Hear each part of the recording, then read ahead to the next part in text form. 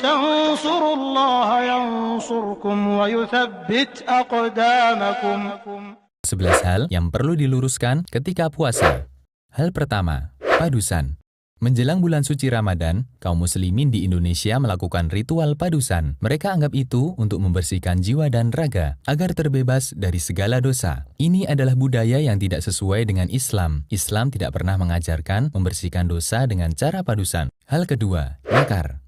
Ziarah kubur termasuk amal mulia dalam Islam, karena ziarah kubur bisa mengingatkan orang akan kematian. Islam memberikan kelonggaran untuk melakukan ziarah kubur di waktu kapanpun. Karena itu, kita tidak boleh membatasinya hanya ketika menjelang Ramadan. Hal ketiga, membangunkan sahur. Banyak daerah memiliki cara berbeda untuk menunjukkan waktu sahur. Ada yang memukul tiang listrik, kentongan, teriak-teriak sambil membawa rebana, dan lain-lain. Padahal Islam telah memiliki cara sendiri untuk menunjukkan waktu sahur, yaitu azan awal sebelum subuh. Lebih baik kita melakukan sunnah daripada melakukan tindakan yang mengganggu istirahat masyarakat. Hal keempat, waktu imsak. Sebagian kaum muslimin beranggapan bahwa batas waktu makan dan minum adalah imsak, yang benar justru sebaliknya. 10 menit sebelum subuh adalah waktu terbaik untuk makan sahur. Amr bin Maimun menceritakan, dahulu para sahabat Nabi Muhammad SAW adalah orang-orang yang paling segera berbuka dan paling telat sahur. Hadis riwayat Baihaqi. Hal kelima, mengeraskan bacaan niat puasa.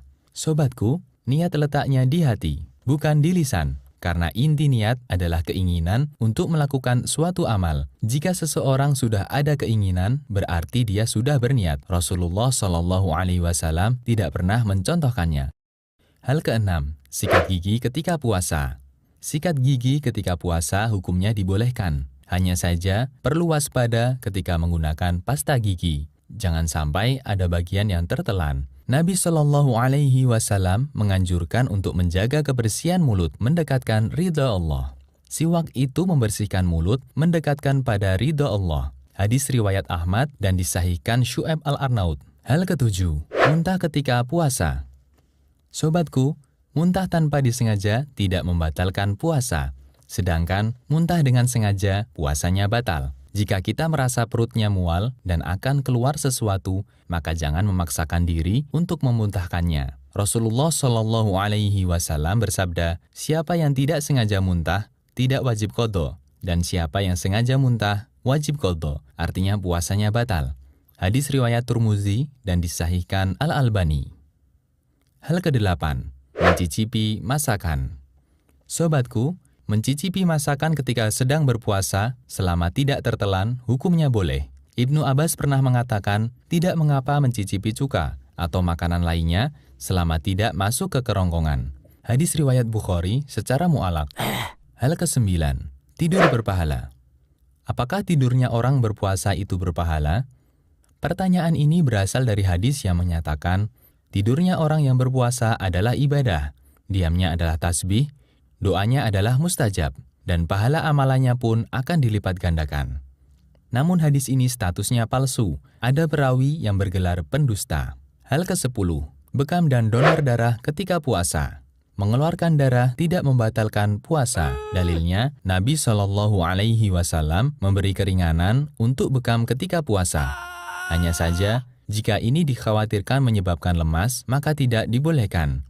Sahabat Anas bin Malik pernah ditanya, apakah kalian membenci bekam bagi orang yang berpuasa?